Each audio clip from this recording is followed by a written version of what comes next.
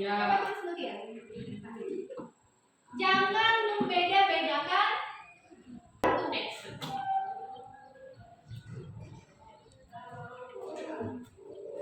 Tidak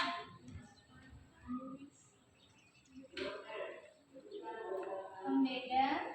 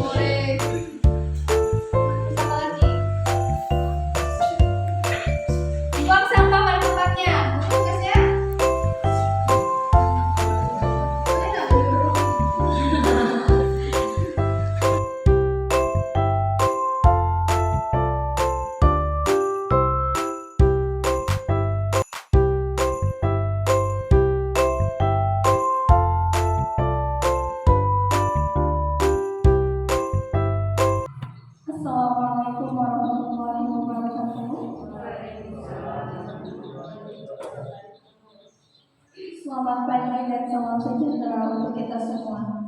Alhamdulillahirabbil alamin. Wassalatu wassalamu ala asyrofil anbiya'i wal mursalin sayyidina wa maulana Muhammadin wa ala alihi wa sahbihi ajmain. Selamat pagi kepada rekan-rekan guru sekalian. Hari ini kita mengadakan acara diseminasi budaya positif di lingkungan sekolah yang akan dibawakan atau dimateri oleh guru penggerak atau calon guru penggerak kita, yaitu Ibu Nurdiana.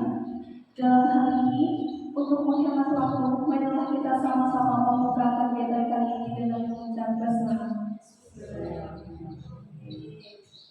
Kegiatan kita selanjutnya yaitu adalah sambutan. Sambutan kita akan disampaikan oleh Bapak Kepala Sekolah SMA Negeri 1 Sampana kepada Bapak Suyata SPD. Waktu dan tempat disediakan.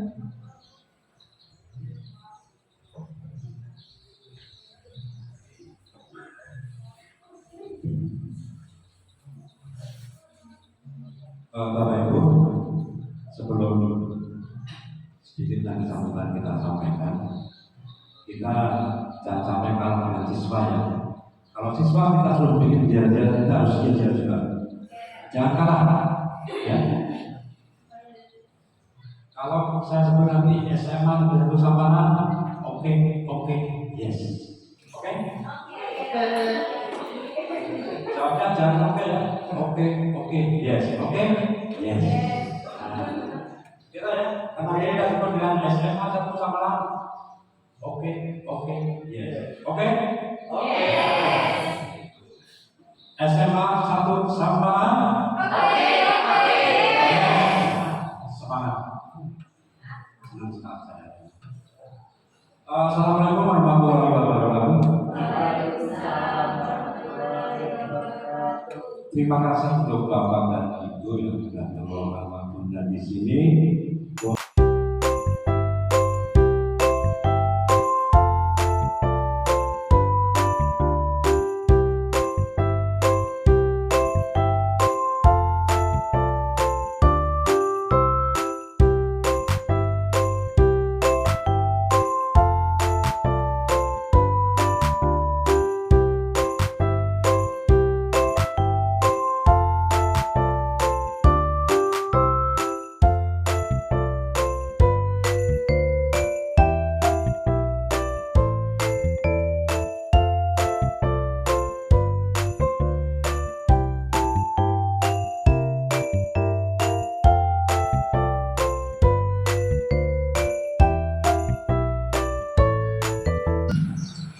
Selanjutnya yaitu acara inti kita merupakan pemaparan materi dari calon guru penggerak berkenaan dengan materi budaya positif di lingkungan sekolah kepada Ibu Nurdiana. Waktu dari rekan disediakan.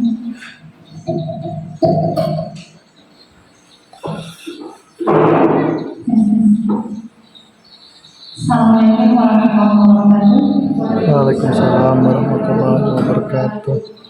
Pertama-tama saya hormati Bapak Kepala SMA Negeri 1 Sampana yang telah berkenan mendukung kegiatan saya ini. Kemudian yang terima kasih kepada Bapak Ibu Guru yang sudah berkenan memberikan waktunya dan bersedia untuk hadir dalam kegiatan diseminasi budaya positif. Kita santai saja ya Bapak Ibu, walaupun ini direkam, kita santai saja. Harapannya semua materi yang nanti saya paparkan itu dapat diterima dengan baik. Mudah-mudahan seperti kata Bapak Kepala Sekolah tadi, mudah-mudahan ini bisa memunculkan ide baru dan membawa perubahan yang baik untuk sekolah kita. Baik, sebelum memulai materinya, kita sepakati dulu ya Bapak Ibu. Karena ini ada beberapa materi, apakah habiskan materi dulu baru bertanya atau per materi nanti bertanya? Bagusnya seperti apa?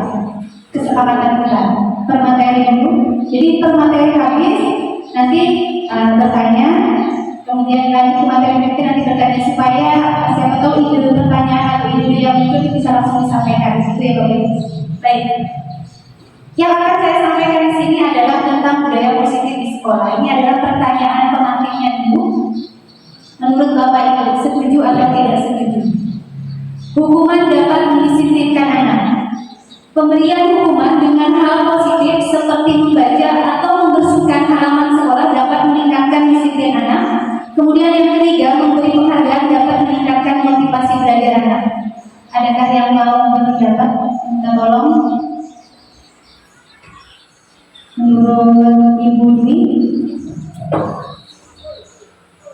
Hukuman dapat mendisiplinkan anak setuju atau tidak setuju?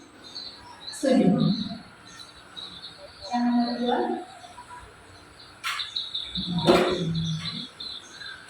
Setuju. Nomor 2 itu setuju. Dari pendapat yang lain, Bu Rida.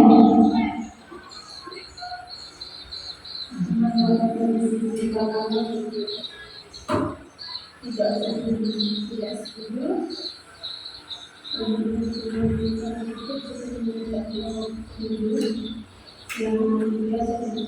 Baik, terima kasih.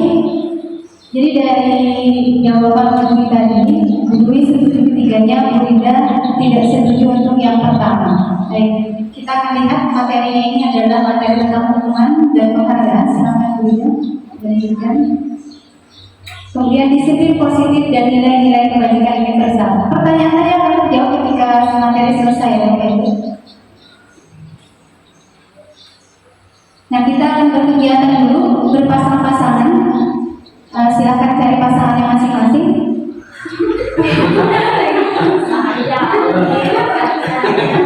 Jadi kita ada orang A dan orang B. Nanti satu orang mengepalkan tangan, satu orang membuka, mencoba bagaimana caranya supaya tangan teman itu terbuka.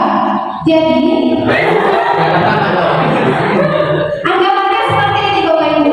Yang A, orang yang A mengepalkan tangan. Ceritanya di dalam tangannya itu ada benda paling berharga untuk dia, sangat berharga, dan dia mempertahankannya. Dan orang B berusaha untuk membukanya dengan segala upaya dan cara, kayak tunjukkan kerayuan dan sebagainya.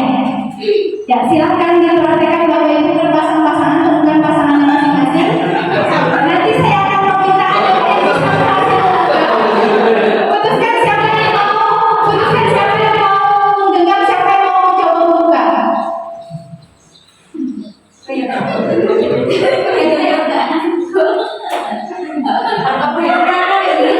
Ya, bukan, dia harus membuka dengan kesadarannya sendiri.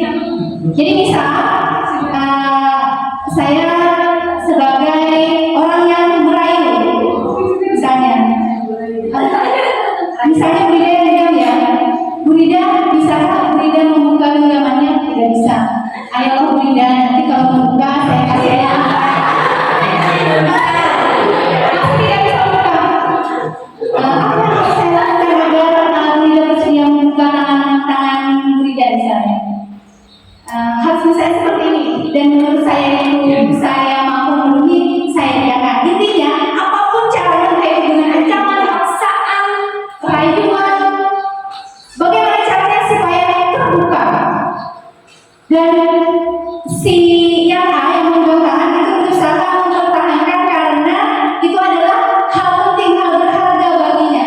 Dan jika tapi dia bisa akan membuka jika menurutnya itu layak untuk dibuka. Coba ditampilkan Bapak Ibu. Adakah yang berhasil membuka tangan dengan tangan temannya?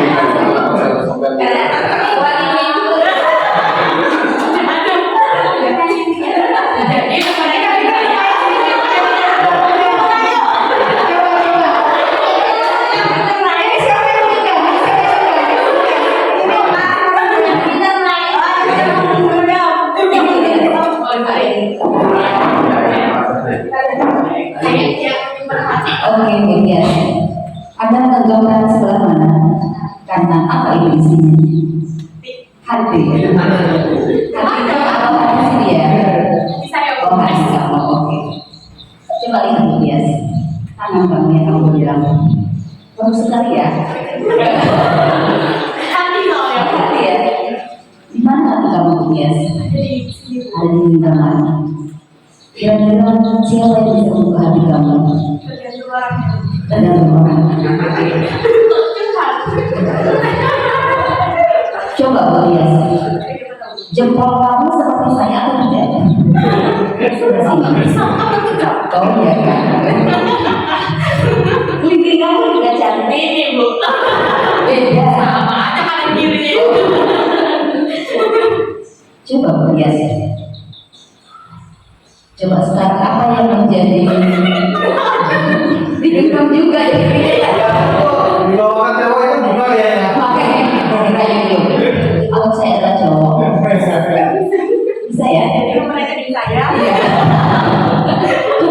Coba berhias ya. Buka sedikit saja. Kalau kamu itu kan basah ya. Kalau kamu bisa membuka hati kamu, maka kamu akan mendapatkan apa yang ingin kamu dapatkan. Iya, kalau kamu membuka hati kamu, ketika kamu selalu menutup hati kamu, maka sesuatu yang baik pun tidak bisa kamu dapatkan. Di dalamnya ada hati, ya kan? Iya, iya. Berarti kamu ingin mendapatkan sesuatu yang ingin kamu dapatkan atau tidak? Iya. Berarti kamu harus Membuka. buka. Ya, ayo terus Bu. Ayo terus. Yang lainnya. Kenapa kamu ya seperti yang lain? Jadi terus kita Bu. Buka. Oke. Ini kan kamu sudah lihat ini sudah, ya. Saya tidak akan memaksa tangan Anda untuk membuka. Cuma ketika Anda membuka tangan genggaman Anda, saya yakin dunia bagi Anda akan terbuka. Tetapi bila Anda selalu menutupnya, maka akan tertutup selamanya. Iya. Nah sekarang Tergantung dunia apa tuh? banyak. Bisa dunia rezeki, ya kan? Rezeki itu banyak, bisa jodoh, ya kan? Bisa halal, bisa kesehatan, ya kan? Bisa kenikmatan dunia maupun kenikmatan akhirat. Ini harus melihat hati dulu ini. Kamu ini dunia berapa? Atau saya pasang ini? Masak aja kan? Atau sudah, ya. Berhasil lah. Ya. Enggak ya? Sampai pasang sudah ya? Iya, terima kasih.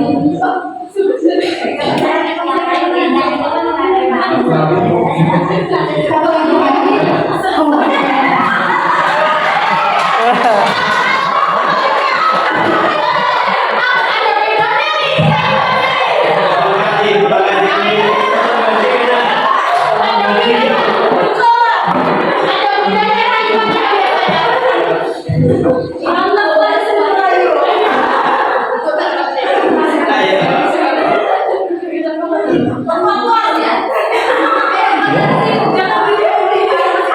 Dua-duanya ya.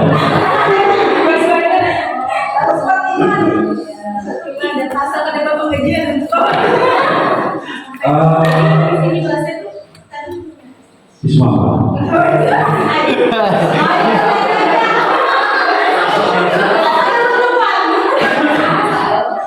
Kedua tanganku dalam genggam. Kita sudah kenal lama. Sudah apa bagaimana aku? Cuma dua kali permintaan saya. Yang pertama tolong buka buka genggaman aku. Mau ya?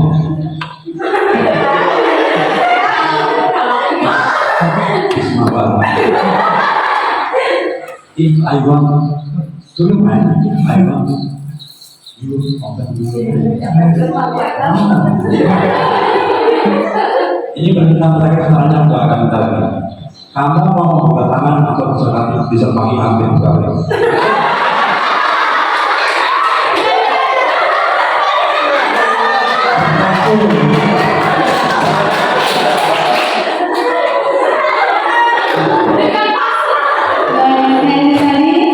adakah yang bisa menyimpulkan dari kegiatan ini Bapak Ibu?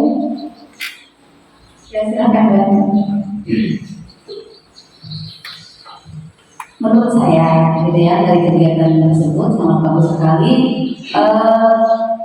Kesimpulannya adalah bagaimana ketika kita mempertahankan sesuatu hal yang akan tetapi contoh soalnya nih siswa punya ego yang terlalu tinggi gitu ya, punya level tinggi, kemudian ketika gurunya bisa merengkuh, bisa meraih siswa itu untuk berbuat baik, ya pasti akan bisa kan? Mengalahkan si ego anak tadi itu dengan cara yang apa? Dengan cara yang baik, tidak harus dengan kekerasan, tapi bisa dengan sesuatu yang lemah lembut seperti membujuk. Jadi kan tidak ada kekerasan, tidak harus kamu harus buka, tidak ada, dua-duanya tidak harus gitu ya. Itu menurut saya. Terima kasih. Terima kasih. Jadi benar sekali ya, benar sekali apa yang tadi disampaikan oleh Bu Endang. Kegiatan tadi itu adalah merefleksikan tentang bagaimana siswa atau murid terhadap kita. Orang yang meninggal itu adalah murid, sedangkan orang yang mencoba untuk membuka itu adalah guru. Nah, siapa yang pegang kendali dari itu? Murid atau guru? Murid atau guru? Murid. Jadi yang memegang kendali adalah sebenarnya murid. Jadi kalau murid tidak mau menerima kita sebagai guru, bagaimanapun caranya, kita tidak akan bisa untuk mengajari dia, untuk mengarahkan dia, untuk menuntun dia kepada kebaikan. Jadi kendali sebenarnya itu ada pada murid. Sedangkan selama ini yang kita pahami itu guru mengontrol murid. Kemudian kritik dan membuat orang merasa bersalah dapat menuangkan karakter. Kemudian bahwa semua penguatan positif, efektif dan bermanfaat. Jadi kayak misalnya pujian, penghargaan, kita juga beranggapan bahwa orang dewasa memiliki hak untuk memaksa. Itu ilusinya, ini yang selama ini kita pahami. Sebenarnya dari kegiatan kita tadi sudah terlihat bahwa kontrol dan kendali yang pegang itu sebenarnya murid, bukan guru. Jadi walaupun guru itu lebih dewasa, walaupun guru mempunyai posisi yang lebih terhormat, misalnya di dalam sekolah, itu yang tetap pegang kendali itu adalah murid, bukan guru. Karena kalau murid dia mau menerima kita sebagai guru, itu tidak saja kita mengarahkan. Tapi ketika murid sudah memblok, dia membatasi dirinya dengan kita sebagai guru, itu akan susah sekali untuk diarahkan.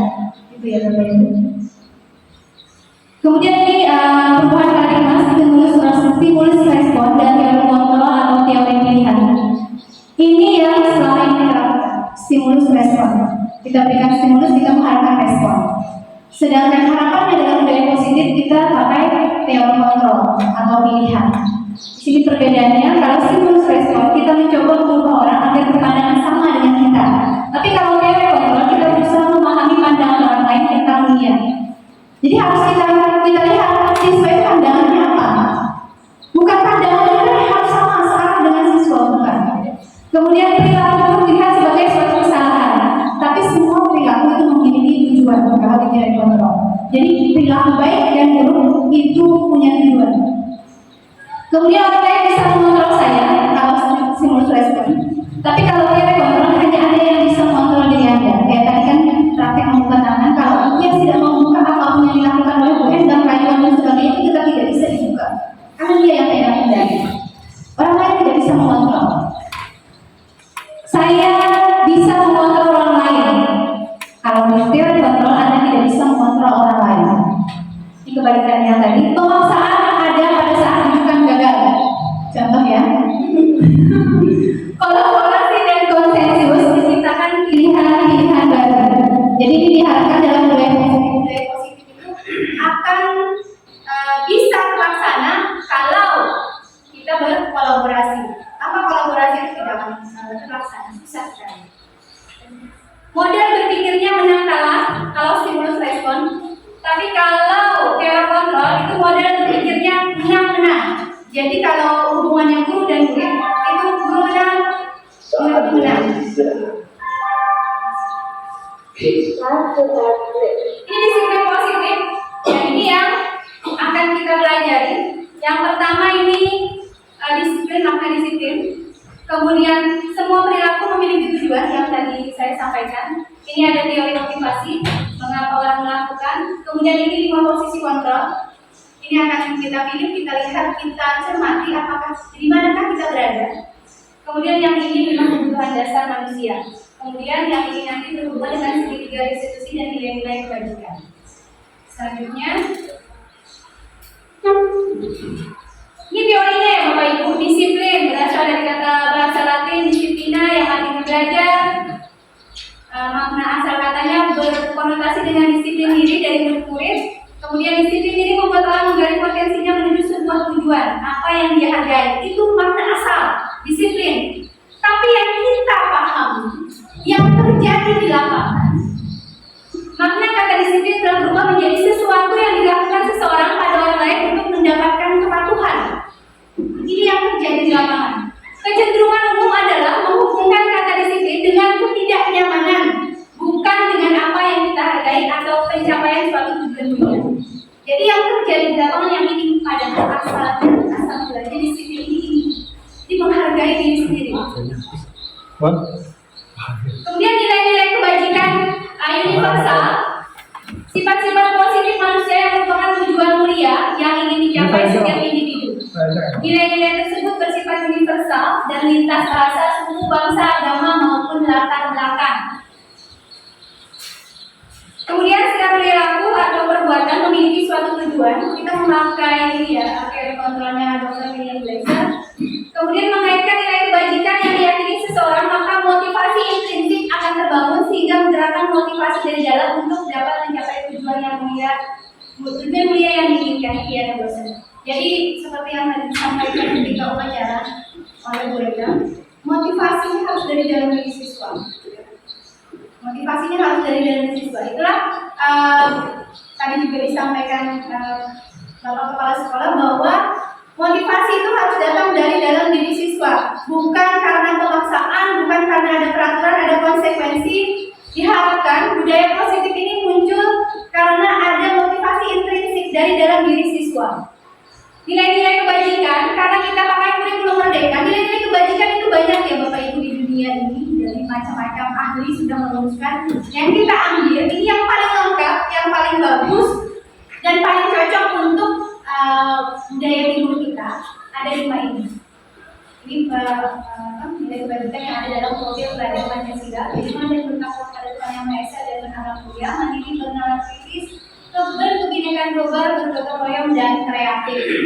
Ini yang nilai kebajikan yang akan kita tekankan dalam budaya positif di sekolah kita.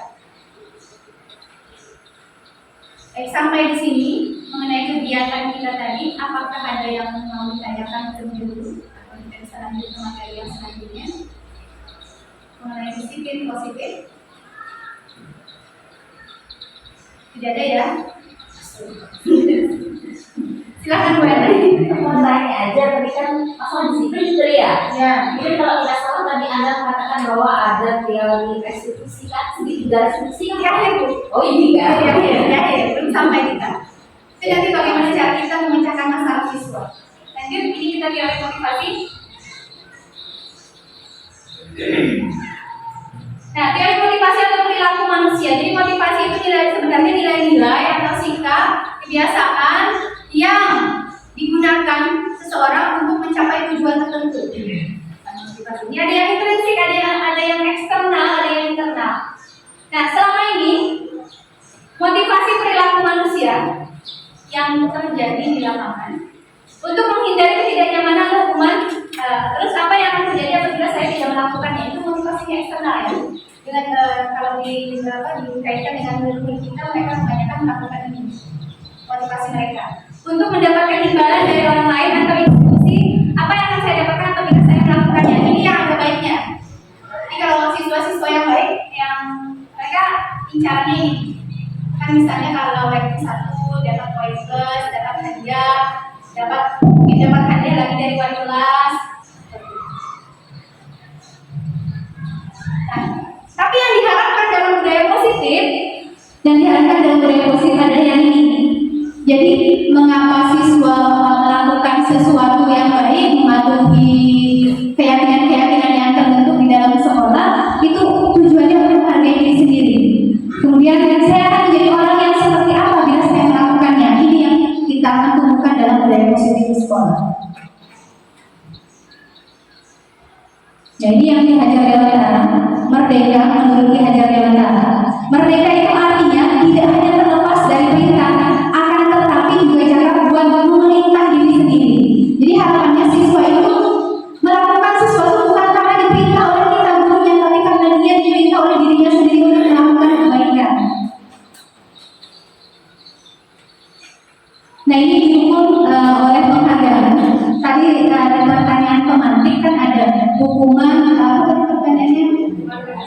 hukuman mendisiplinkan murid, kemudian memberi hukuman murid dengan membaca, membersihkan sampah dan lain sebagainya, itu merupakan penguatan positif. Kemudian yang ketiga, memberi penghargaan, menguatkan nilai-nilai positif dalam diri murid. Nah, sebenarnya Bapak Ibu, kalau dalam budaya positif, penghargaan itu bukan salah, tapi akan salah jika berlebihan. Karena itu judulnya kan didukung oleh penghargaan. Bahwa penghargaan berlaku sama dengan hukuman. Jadi penghargaan dan hukuman itu sama efeknya yang akan ditimbulkan kepada siswa. Dalam arti meminta atau menuntut seseorang melakukan sesuatu untuk memenuhi suatu tujuan tertentu dari orang yang meminta atau menuntut. Dorongannya eksternal dan ada faktor ketergantungan. Jadi kalau kita memberikan penghargaan kepada murid, kan kita sebagai orang yang memberi penghargaan, harapannya dengan memberi penghargaan orang murid itu akan patuh kepada kita. Itu kan seperti itu sebenarnya tujuan kita. Nah, makanya penghargaan itu sama dengan hukuman. Di sini pengaruhnya jangka pendek dan jangka panjang. Ada penghargaan itu menghukum, penghargaan mengurangi keterlambatan, penghargaan tidak efektif, penghargaan merusak hubungan. Kita ambil misalnya penghargaan merusak hubungan. Misal terbiasa dengan satu, kemudian dia jatuh, maka dia akan kecewa. Dan ketika dia merasa kecewa, itu hukuman secara langsung pada si murid. Kekecewaan itu akan menjadi hukuman bagi dia. Kalau bisa dikelola dengan baik atau motivasi intrinsik si murid itu bagus, itu tidak masalah. Tapi kalau motivasi intrinsik si murid itu tidak bagus, dia harapannya ingin dipuji, ingin mendapat hadiah, maka dia akan down, akan kecewa. Kemudian penghargaan tidak efektif karena yang dituju itu hanya orang-orang yang pintar, orang-orang yang berprestasi. Sedangkan mereka yang menengah ke bawah itu akan merasa terabaikan. Apalagi anak-anak kita kan, mereka sadar betul potensi mereka berapa. Aku pada pintar juga, misalkan seperti itu. Untuk apa capek-capek belajar, ujungnya satu ya. Kan seperti itu ya. Itu akan tidak efektif. Kemudian penghargaan mengurangi ketepatan. Ini ada beberapa penelitian Bapak Ibu. Ada, saya lupa itu ada penelitiannya yang mengatakan bahwa ketika seseorang bekerja, kemudian dia tidak diberi penghargaan, dia melakukan yang terbaik. Tapi ketika suatu kali dia mendapat penghargaan, dia lengah. Jadi incarannya bekerja dengan baik adalah untuk mendapat penghargaan, bukan untuk memberikan yang terbaik, sehingga mengurangi ketepatannya, kualitasnya dalam pekerjaan. Seperti itu, karena tujuannya sudah berbeda. Ketika yang belum mendapat penghargaan ingin melakukan yang terbaik, tapi ketika mendapat penghargaan, dia acuannya ingin dipuji, ingin diberi penghargaan. Kemudian penghargaan itu hukum yang tadi, karena merasa kecewa, kemudian dia akhirnya merasa terhukum dengan sendirinya. Nah, pengaruh jangka panjang dan jangka pendek ini ya tadi, kalau siswanya punya motivasi intrinsik yang bagus, itu tidak akan berpengaruh, hanya jangka pendek kecewa sebentar, tapi motivasinya tetap terjaga. Tapi kalau si siswa ini tidak punya motivasi internal intrinsik yang bagus, maka dia akan langsung down. Dan disitu peran kita sebagai guru. Jadi ketika ada siswa yang tidak mendapat penghargaan atau tidak lagi mendapat penghargaan karena sebelumnya mendapat penghargaan, siswa peran kita sebagai guru untuk tetap menjaganya, mengkipnya supaya dia tetap pada motivasi yang baik. Selanjutnya, ini yang tadi penghargaan menurunkan kualitas, penghargaan mematikan kreativitas, penghargaan mengurangi motivasi intrinsik, itu yang tadi saya jelaskan. Selanjutnya, bentuk program kebajikan. Nah ini kita boleh ya memberi penghargaan, bukan berarti tidak boleh. Hanya penghargaan yang sifatnya harus dilihat waktu dan tempatnya, harus diperhatikan porsinya. Jadi boleh saja memberi penghargaan, tapi jangan berlebihan atau jangan keterlaluan. Di sini dalam memberikan apresiasi, pengakuan perlu diingat beberapa hal. Beri dukungan secara khusus.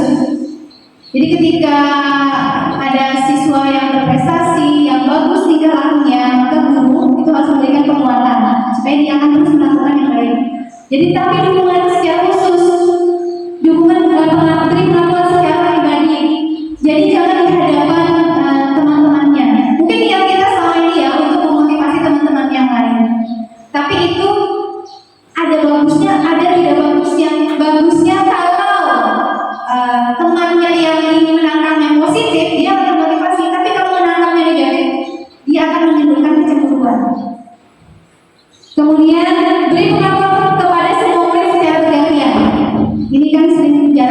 lakukan.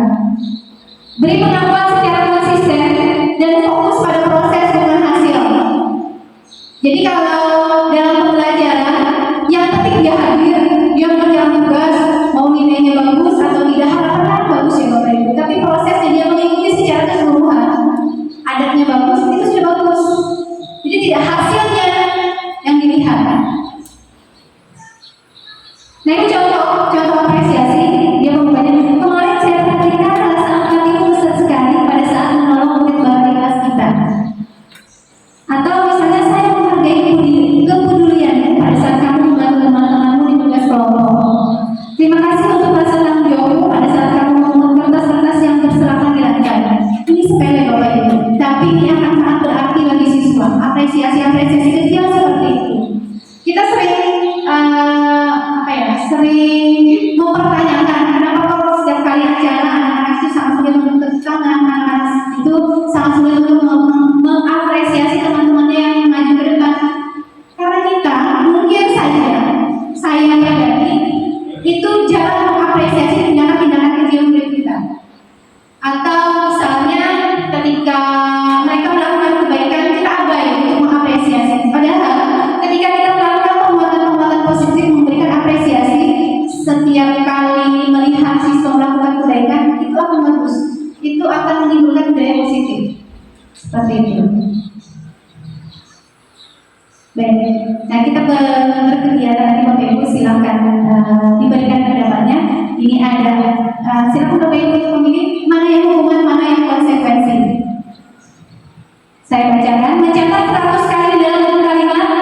Di dalam buku kalimat saya tidak akan terlambat lagi karena terlambat ke sekolah. Lari mengelilingi lapangan basket 2 kali karena terlambat hadir di sekolah. Murid diminta untuk push up 15 kali karena tidak menggunakan masker di sekolah. Menggantikan kertas tugas teman yang telah dicoret-coret.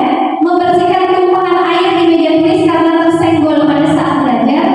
Murid disuruh untuk mengenakan sepatu seharian di sekolah karena tidak mengenakan sepatu hitam. Lari mengelilingi lapangan basket 2 kali karena terlambat 10 menit untuk pelajaran PJOK.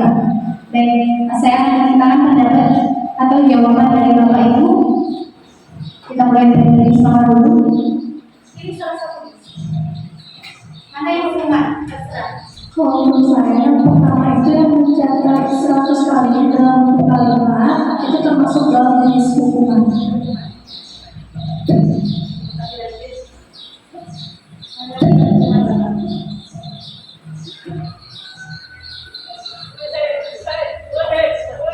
Nah, ini mahal masuk buat kamu.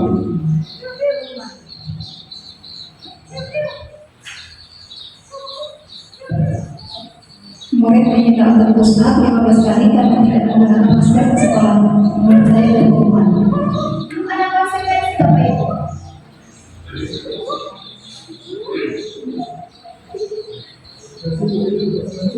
Ada hukuman di sini.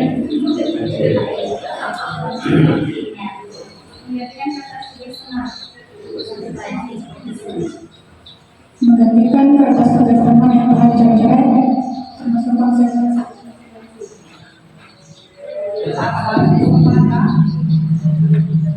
Untuk yang membersihkan tumpahan air di meja tulis karena tersenggol pada saat belajar itu termasuk konsekuensi.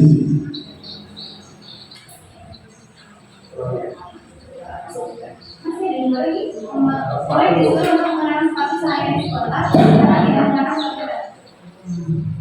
Iya. Tidak mengenakan ya maksudnya. Murid disuruh untuk mengenakan sepatu sehari di sekolah karena tidak mengenakan sepatu hitam.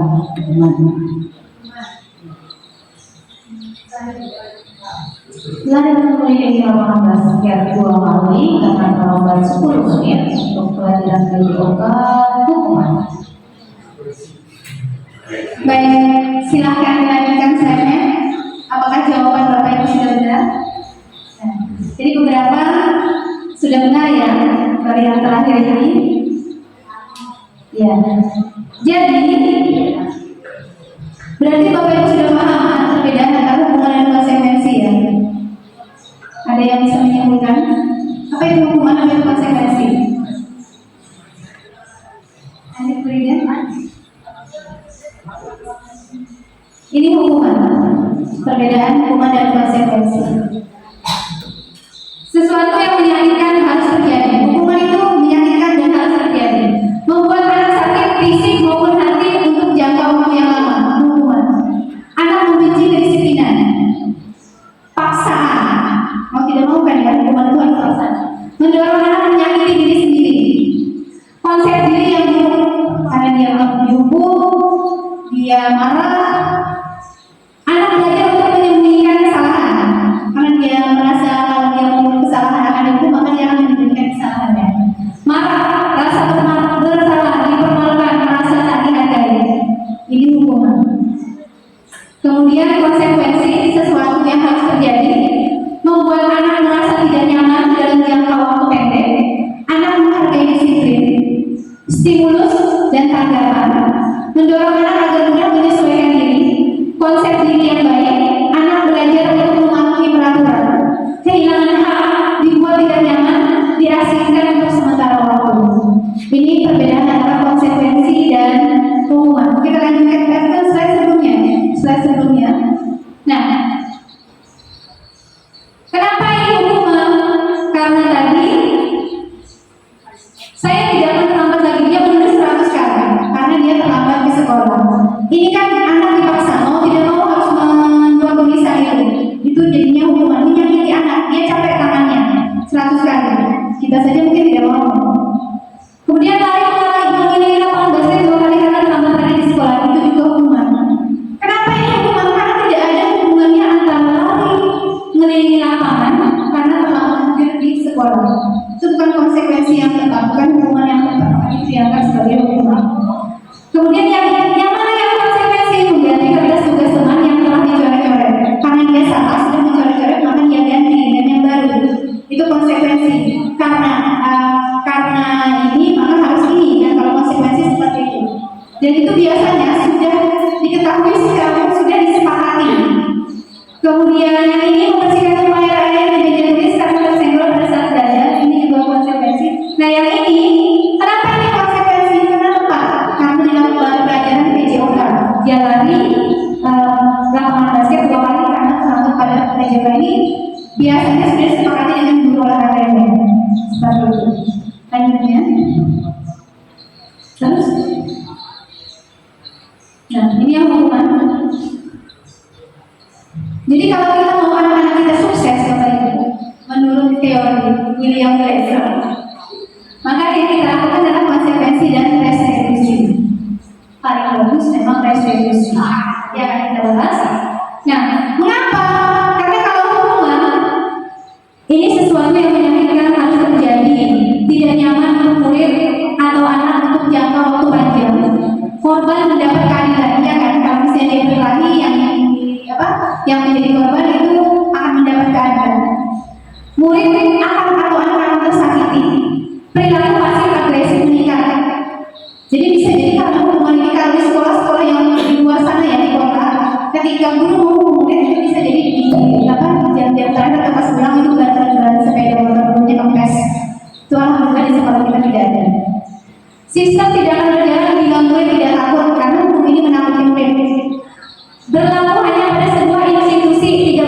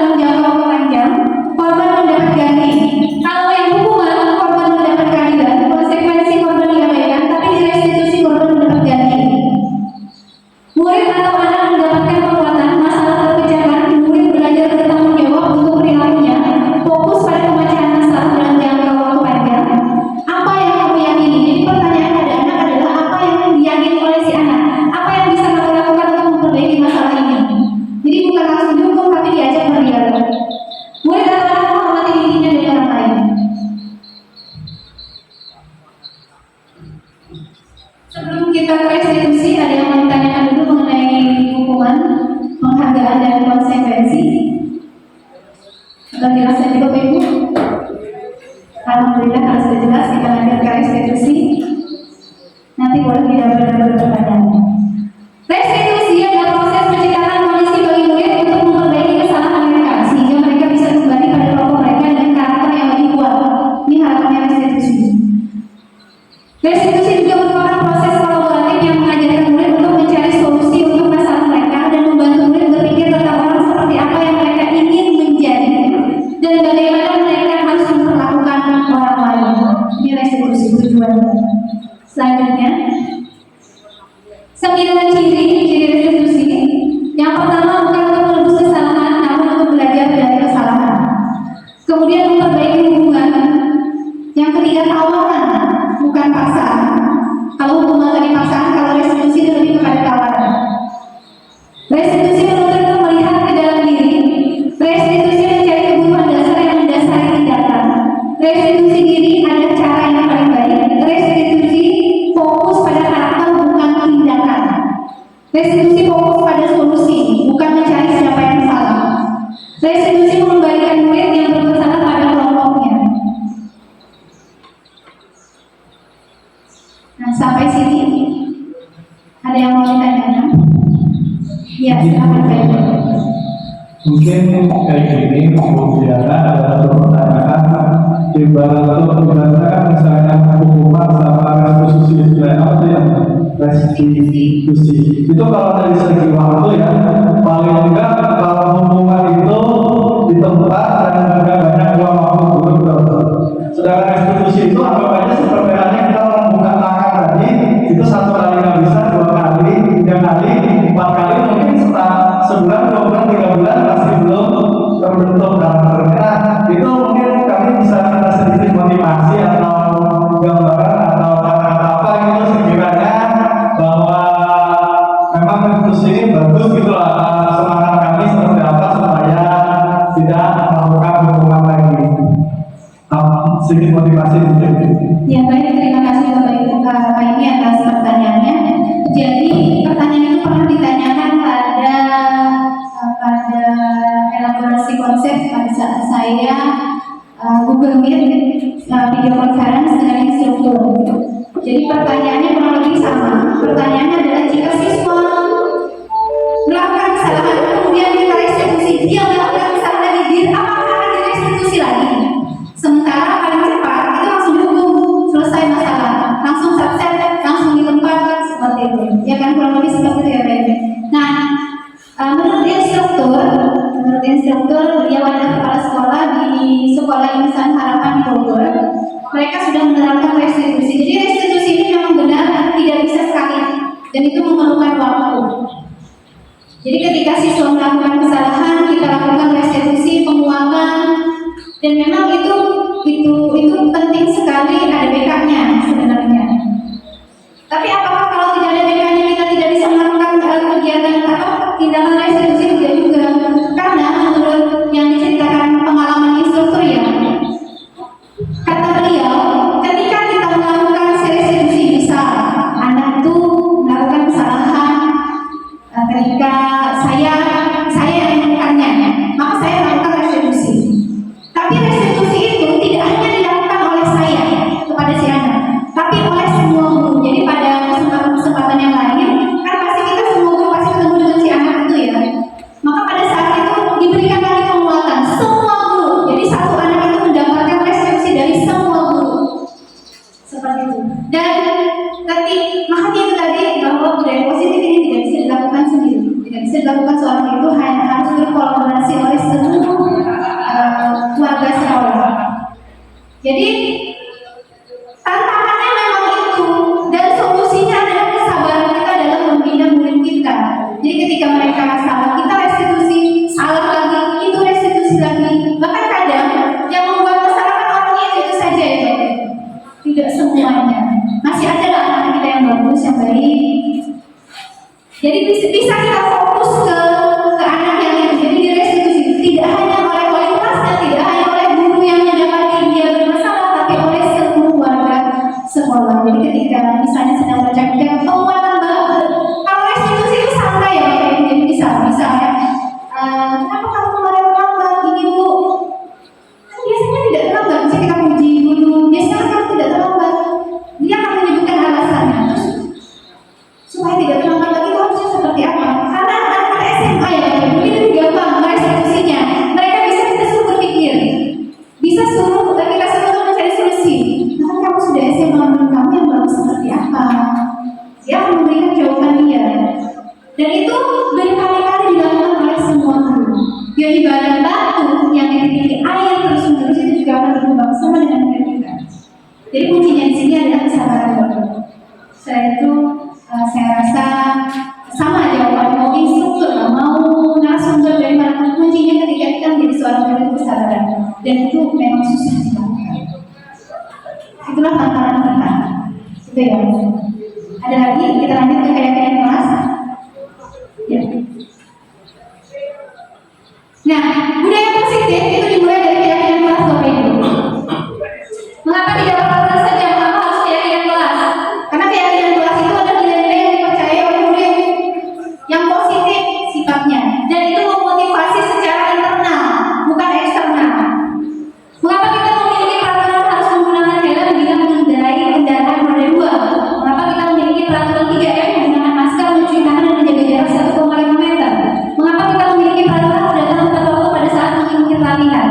Nah, pertanyaan-pertanyaan ini acuannya pada keyakinan-keyakinan bisa. Mengapa kita harus menggunakan helm? Karena kita supaya selamat kan? Kita meyakini kalau menggunakan helm kita selamat.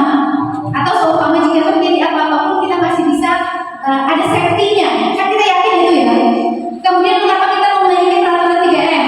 Jadi ketika kita musim pandemi kemarin itu sangat kita terapkan.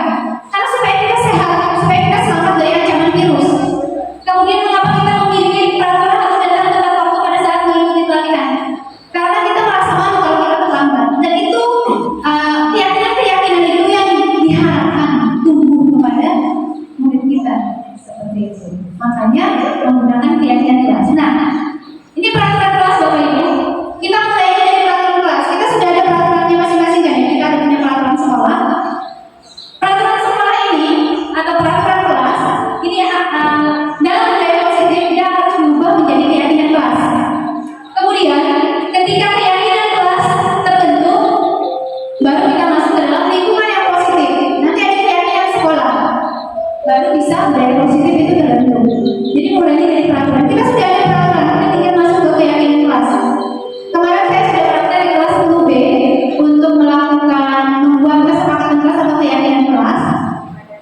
Alhamdulillah berjalan lancar dan anak-anak paham bahwa yang diperlukan itu adalah motivasi dalam dirinya, dan mereka ketika ditanya mau buat peraturan sekolah kelas apa, terus keyakinan kelas apa yang mereka inginkan, itu mereka bisa menyebutkannya.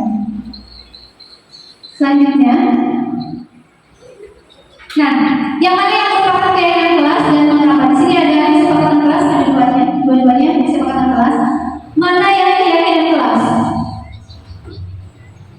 Keyakinan kelas itu nilai-nilai yang positif yang diyakini.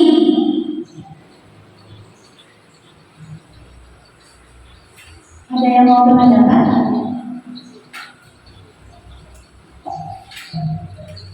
Baik, kalau tidak ada. Jadi di sini ini peraturan Bapak Ibu. Keyakinan kelas yang di sebelah sini saling menyayangi, itu keyakinan kelas.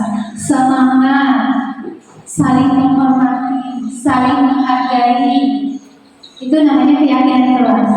Misalnya menjaga kebersihan, jadi yang ditandai menjaga kebersihan itu keyakinan kelas. Selama ini kan selalu dibuat peraturan dilarang membuang sampah pada tempatnya. Eksistensinya sama, menjaga kebersihan, tapi kata-katanya ketika dibuat menjadi kesepakatan kelas itu diharapkan dengan kata-kata yang positif, jadi bukan kata-kata yang negatif. Misalnya dilarang buang sampah pada tempatnya, kita ganti buanglah sampah pada tempatnya atau menjaga kebersihan sekolah. Jadi kata-katanya untuk keyakinan sekolah seperti itu, keyakinan kelas. Selanjutnya, nah kemudian kegiatan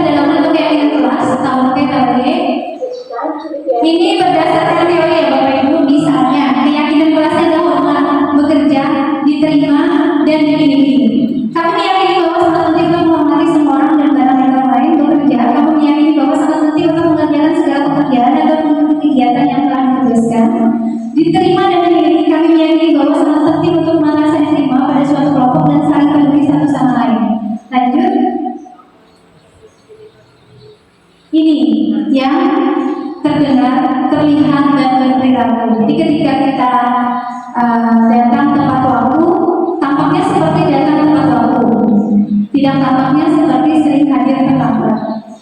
Kemudian yang tadi menghargai teman, menyapa teman dan guru setiap hari, tak acuh kepada teman dan guru. Yang kita harapkan, yang dilakukan murid adalah yang ini, tampak seperti ini, yang terdengar, terlihat dan berperilaku, bukan yang ini. Gitu. Yang kita harapkan dilakukan oleh murid.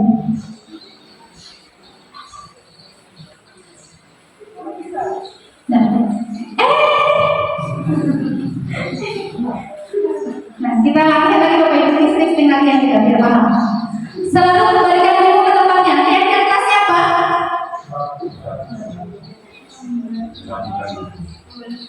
Merapikan buku. Meletakkan buku pada tempatnya. Dilarang mengganggu orang lain. Saling menghargai. Hadir di sekolah 15 menit sebelum pembelajaran dimulai. Mengikuti peraturan apa maksudnya?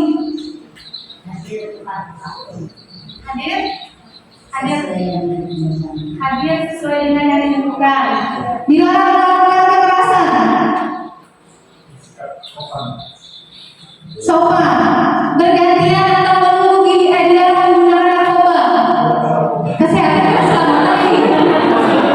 Kesehatan dan keselamatan ini. Bergantian atau menunggu giliran. Budaya antri. Gunakan masker. Kesehatan. Jangan berlari di kelas atau koridor. Tapi itu tertib. Coba kita lihat. Dengarkan jawaban kita.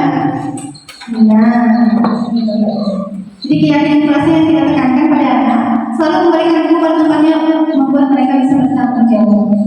Jadi keyakinan kelasnya yang kita tekankan tanggung jawab. Dilarang mengganggu orang lain, menghormati orang lain. Hadir di sekolah 15 menit sebelum pembelajaran dimulai itu menghormati orang lain. Apa hubungan orang lain di sini? Guru, menghormati guru dan komitmen.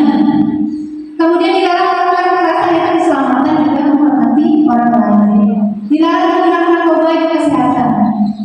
Berganti atau menunggu giliran menghormati orang lain dan bersabar. Gunakan masker yang kesehatan dan keselamatan. Jangan berlari di kelas atau koridor yang keselamatan dan keamanan. Ini namanya keyakinan kelas. Dan kata-kata ini yang maunya yang kita tentukan kepada murid-murid. Nah, sampai sini pertanyaan dulu. Jelas? Kita langsung ke kebutuhan dasar manusia dan dunia berkualitas. Ini penting sekali dipahami Bapak Ibu.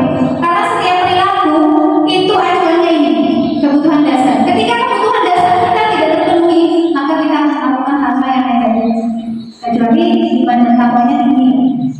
Bila dasarnya iman dan takwa, ketika iman dan takwanya bagus, maka apapun kebutuhan dasar yang tidak terpenuhi itu aman. Tapi ketika iman dan takwanya itu rendah, maka ketika kebutuhan dasar kita yang tidak terpenuhi, maka itu akan terjadi hal-hal yang negatif. Apa 5 kebutuhan dasar? Ini 5 kebutuhan dasar manusia yang paling penting. Yang pertama kasih sayang dan rasa terima. Yang kedua penguasaan. Yang ketiga kesenangan.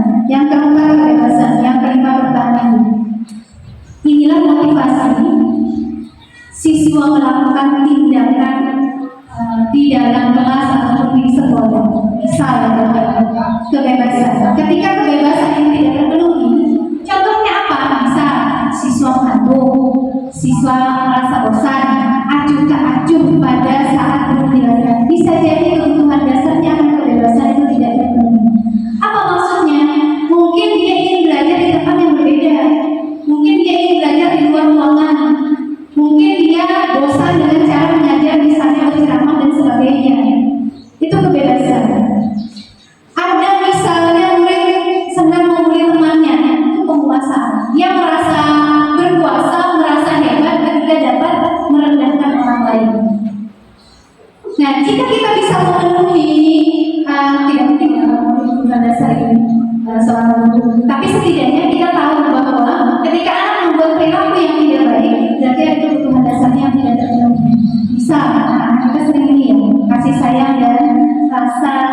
diterima. Anak-anak kita ini banyak kurang kasih sayang di sekolah di rumah karena mereka orang tuanya sibuk. Nah disinilah peran kita memberikan mereka perhatian, kasih sayang sehingga mereka bisa menjadi anak yang baik dan mudah untuk dituntut ke arah kebaikan. Ini kebutuhan dasar yang harus dipahami. Selanjutnya, 50 dasar ada pertanyaan? Tidak, kita kalau ini yang seru, 5 posisi kontrol. Di manakah Bapak Ibu berada? Lanjut dulu. Nah, ada 5 posisi kontrol seorang guru di sekolah. Yang pertama penghukum, yang kedua membuat orang merasa bersalah, yang ketiga teman, yang keempat pemantau, yang kelima manajer. Yang ideal itu manajer. Apakah kita sudah berada di manajer? Jadi seperti ini ya Bapak Ibu pembagiannya. Identitas gagal ketika identitas murid akan gagal. Atau ini yang negatif ketika kita sebagai guru berada di posisi kontrol hukum dan pembuat rasa bersalah. Maka itu efeknya negatif kepada siswa. Efek positif akan diterima siswa jika kita berada dalam posisi teman, pemantau, dan manajer. Bagaimana contohnya? Nah, misal penghukum ini guru berbuatnya menghakimi, menunjuk, menyanyi, menyindir. Kemudian guru berkata, kalau kamu tidak melakukannya, awas ya, rasakan. Jelas sekali ya. Kemudian hasilnya, murid akan mencoba dan menyalahkan orang lain berbohong. Karena dia dihukum, kalau dihukum dia akan berbohong. Kemudian kaitan dengan dunia berkualitas, tadi tidak dibahas ya dunia berkualitas. Dunia berkualitas itu dunia yang ada dalam pikiran kita. Di dalam murid kita, jika kita adalah orang jika dia ngefans, siswa itu murid itu ngefans dengan kita pasti ada dalam dunia berkualitas dia. Jadi kayak kita misalnya kita pribadi, orang-orang yang kita cintai, orang-orang yang kita sayangi, atau hal-hal yang membuat kita senang, hal-hal yang membuat kita termotivasi itu masuk dalam dunia berkualitas kita. Begitu juga dengan murid. Jadi murid meletakkan guru di luar dunia berkualitas. Dia tidak suka, dia benci bahkan. Ketika kita berada di posisi kontrol hukum, murid akan berkata, biarkan saja, nanti juga malah lagi. Ini perkataan murid. Kemudian dampak pada murid, dia akan mengulangi kesalahannya secara terus-menerus. Ketika kita berada dalam posisi kontrol, menurut dia.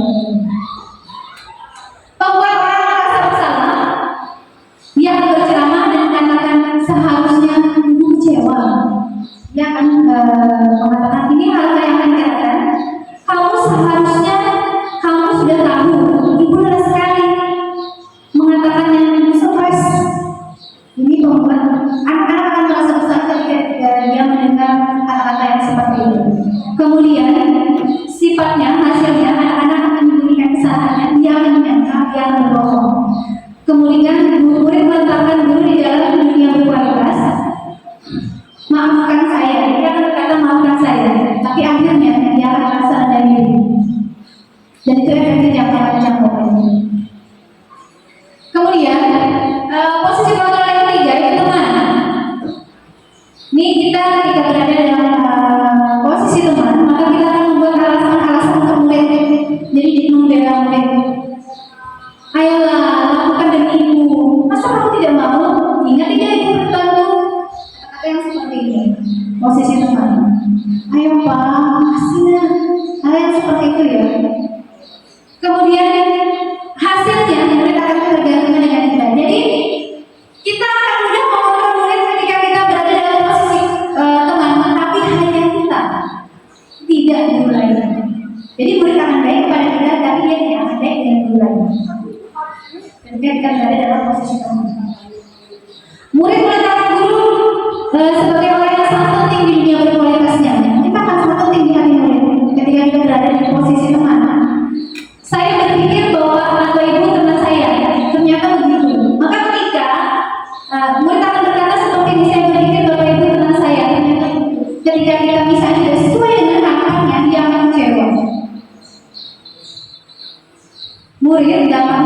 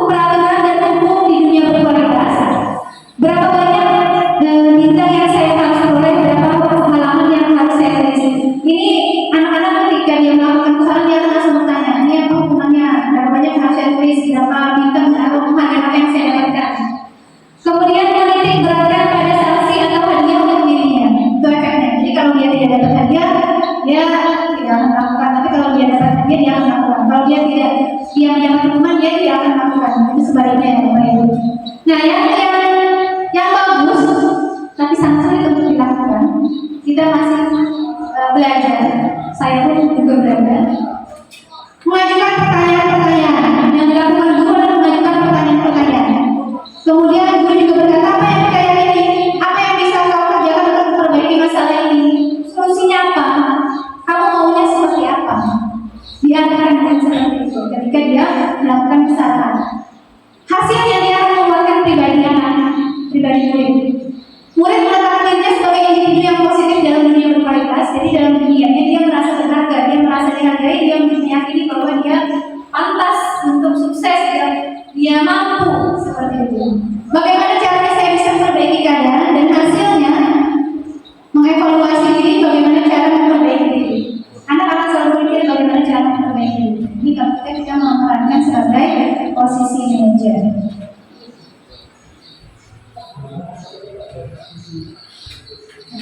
Ya, dimana kan nanti ada revisi Bapak Ibu ya. Apakah setelah materi ini, sebelum materi ini bisa dijelaskan, Bapak Ibu berada di posisi kontrol yang mana? Tapi setelah materi ini dijelaskan, Bapak Ibu mau memilih posisi kontrol yang mana? Ini pernyataan ini siapa yang mengatakan? Tadi sudah ini. Saya kecewa sekali dengan kamu. Itu membuat merasa salah. Kamu tidak pernah benar-benar melakukannya. Ayo lakukan demi ibu atau bapak. Apakah kamu mau mendapatkan stiker bintang hari ini di pemantau? Bagaimana kamu bisa menyelesaikan masalah ini?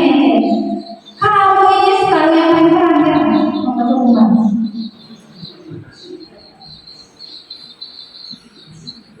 Harapannya kita berada di sini ya. Jadi kita bergeraknya antara pemantau manajer. Harapannya kita bagus kalau bisa manajer.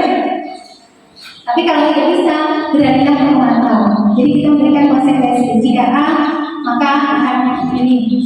Jadi harapannya kita berada di pemantau.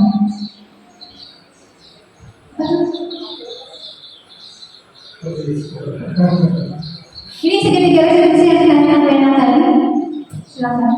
Jadi namanya segitiga restitusi Bapak Ibu. Ini adalah solusi yang ditawarkan dalam menyelesaikan masalah siswa. Jadi ada 3 tahapan. Kenapa dinamakan segitiga restitusi? Karena ada 3 tahapan yang harus dilalui untuk menyelesaikan permasalahan siswa. Yang pertama itu menstabilkan identitas. Yang kedua memvalidasi kebutuhan atau memvalidasi tindakan yang salah. Jadi kita tetap kita beritahu bahwa dia salah seperti itu. Kemudian menanyakan keyakinan. Jadi misalnya ketika anak berbuat salah, maka kata-kata yang kita ucapkan kurang lebih seperti ini. Setiap orang pasti pernah melakukan kesalahan. Kamu bukan salah satunya yang pernah melakukan ini.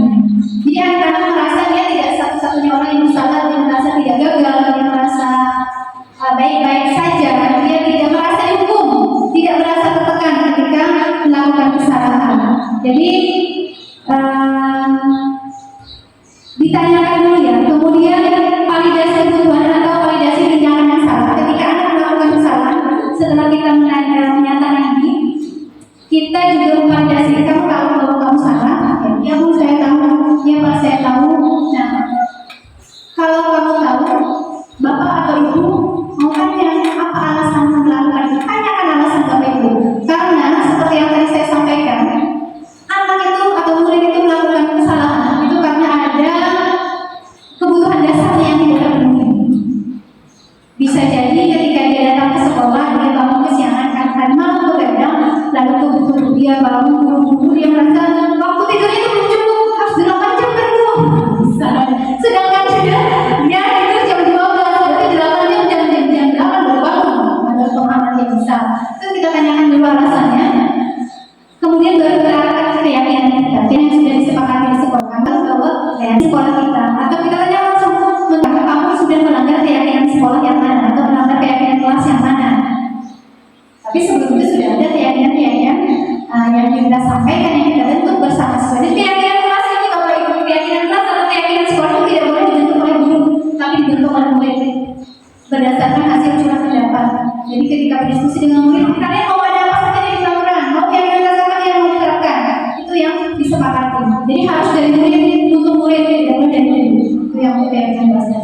Jadi seperti langkah-langkahnya tadi sudah ditanyakan. Ada pertanyaan, kalau langkahnya langsung ke keyakinan jelas, boleh tidak? Jadi tidak. Jadi harus karena ini jadi harus bertahap itu. Ini gunanya untuk menstabilkan identitas anak. Jadi dia tidak merasa gagal, tidak merasa dihakimi. Baru kita arahkan ke kamu salah, kamu alasanmu apa melakukan ini? Ditanyakan. Boleh. Nanti kita juga akan sekali mendengarkan bahwa bisa anak berkelahi. Kamu boleh bagus bisa mempertahankan diri, tapi tetap salah dengan menyerang orang lain. Kan kalau mereka berkelahi adalah anak yang mau ditonjokin aja, pasti kan melawan ya Bapak Ibu, sama dengan kita juga.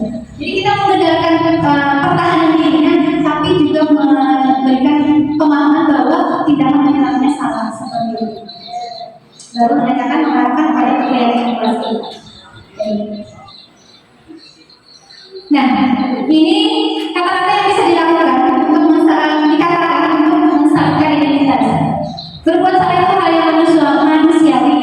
Tidak ada manusia yang sempurna. Bapak itu juga pernah membuat salah. Kita masih bisa menyelesaikan permasalahan ini.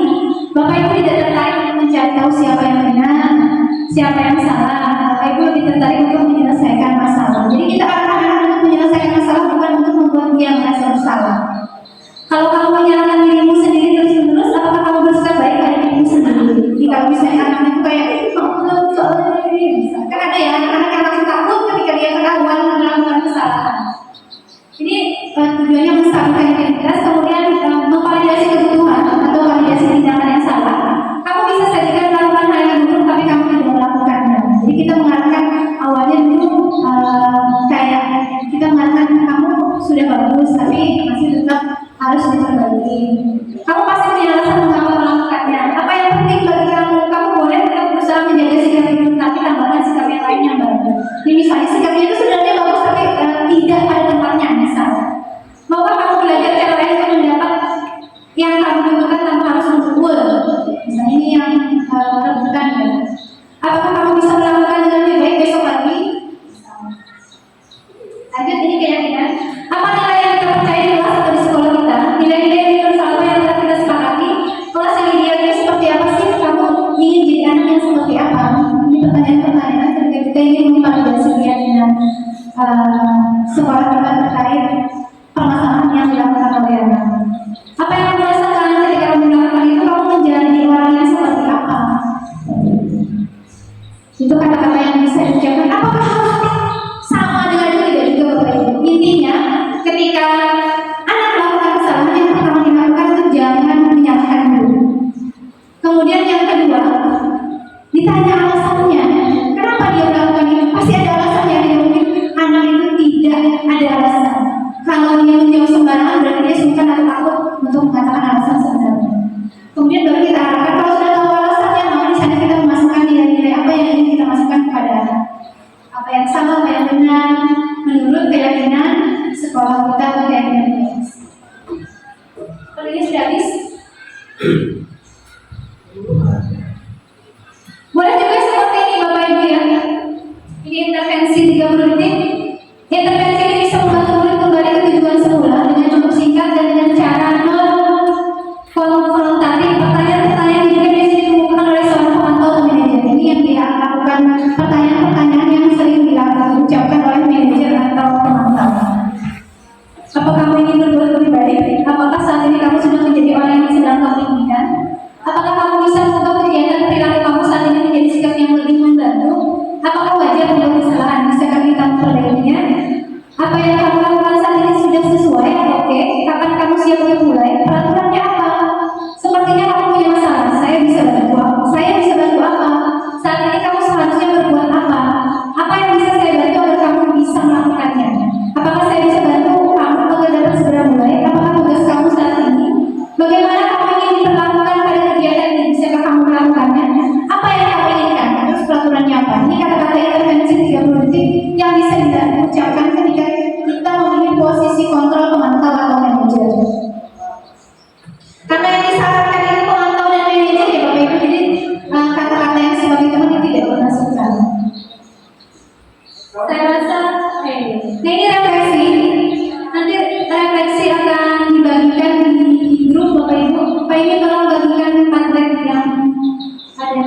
HP. Oh ini deh. Nanti setelah ini ya Bapak Ibu. Nanti silakan diisi berdasarkan apa yang Bapak Ibu rasakan setelah mendengarkan pemaparan materi dari saya. Ini Bu, maksudnya ini posisi kontrol ya Bapak Ibu. Jadi posisi kontrol sebelum kegiatan ini apa yang biasanya Bapak Ibu lakukan, posisi kontrol yang mana. Kemudian setelah mendengar pemaparan materi, posisi kontrol apa yang akan Bapak Ibu lakukan. Terus ini perasaannya sama kegiatan ini bagaimana. Kemudian harga Bapak yang memaparkan saya. Next, mungkin itu saja pemaparan dari saya. Apakah sebelum itu apakah ada pertanyaan? Apakah sudah cukup? Cukup ya. Baik, terima kasih atas waktunya. Terima kasih atas. Ada. Oh iya, silakan dulu.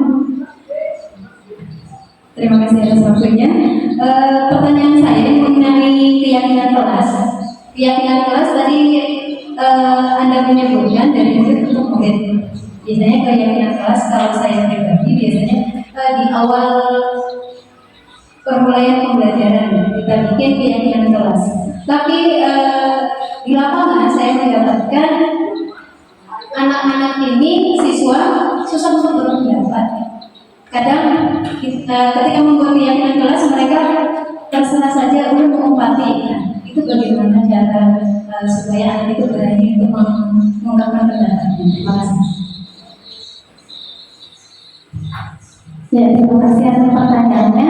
Itu juga yang kemarin saya alami ketika melakukan praktek pembuatan keyakinan kelas. Jadi kemarin itu ketika anak-anak ditanya menurut kalian nih peraturan apa yang harus ada di kelas kita, jadi yang memang sudah terbiasa di depan mereka maju. Jadi dari 1 jam pelajaran saya mau keyakinan kelas hanya ada 4 yang saya dapat.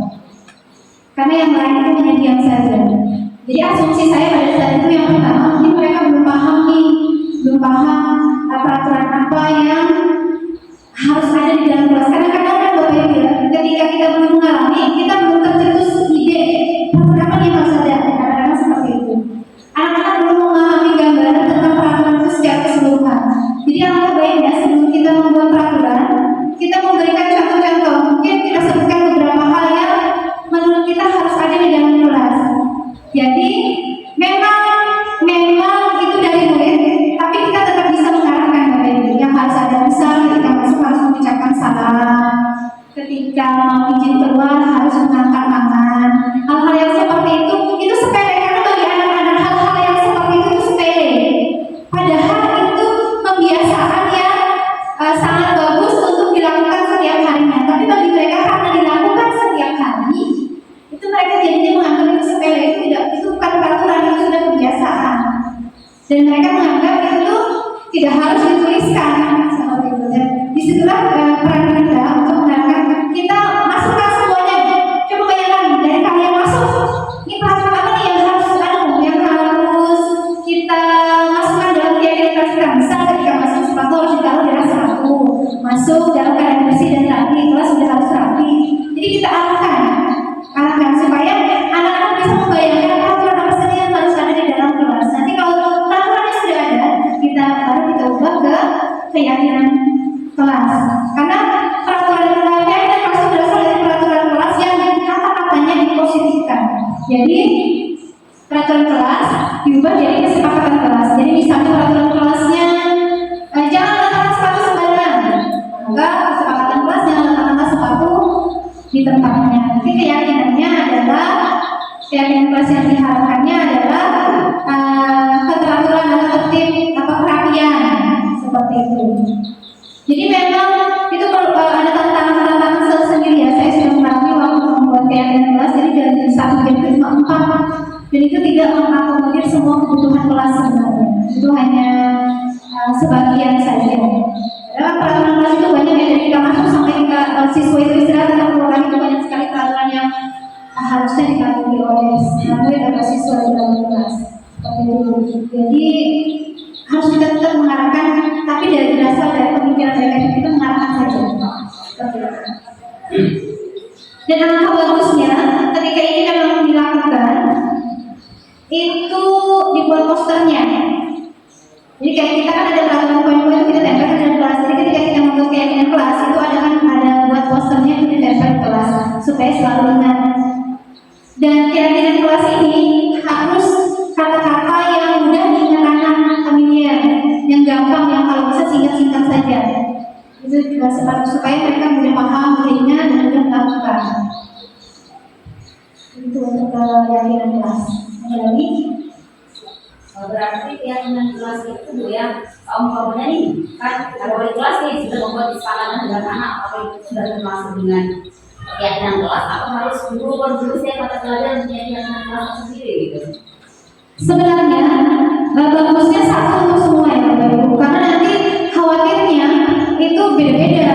Jadi bagusnya satu untuk semua, tapi itu sudah mengakomodir, memfasilitasi semua guru. Jadi tidak hanya untuk guru perorangan, karena guru perorangan tentu dia punya kesepakatan belajar yang lain. Kalau saya pribadi, saya biasanya di awal semester itu kesepakatan belajar, jadi contohnya untuk pelajaran saya, jadi tidak kelas secara umum. Kalau kelas secara umum memang bagusnya itu diarahkan oleh wali kelas. Jadi wali kelas membuat keyakinan kelas dan harus dijalankan oleh siswa atau murid di setiap guru yang masuk di kelasnya. Jadi tidak hanya guru saja. Itu lebih efektif.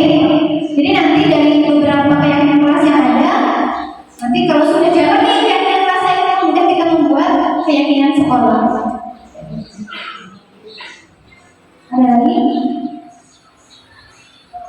Baik, kalau tidak ada lagi, cukup sekian pemaparan materi dari saya. Terima kasih atas partisipasinya, terima kasih atas perhatiannya. Saya mengucapkan terima kasih. Assalamualaikum warahmatullahi wabarakatuh.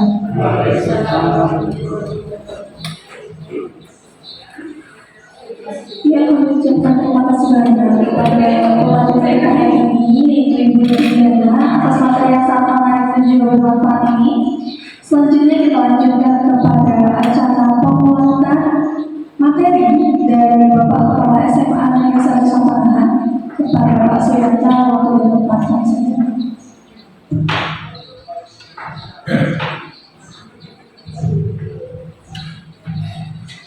Itu yang untuk kita penguatan materinya.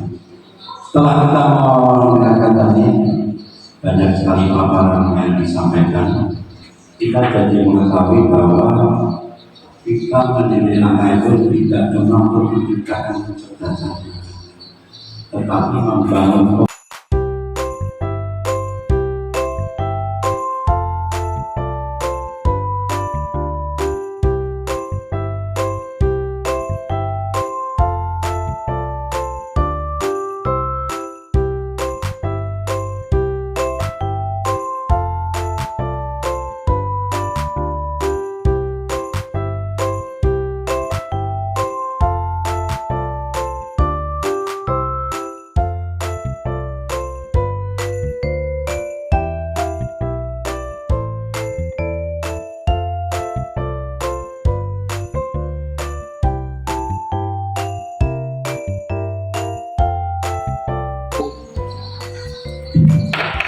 Ini merupakan akhir dari rangkaian kegiatan kita pada hari ini.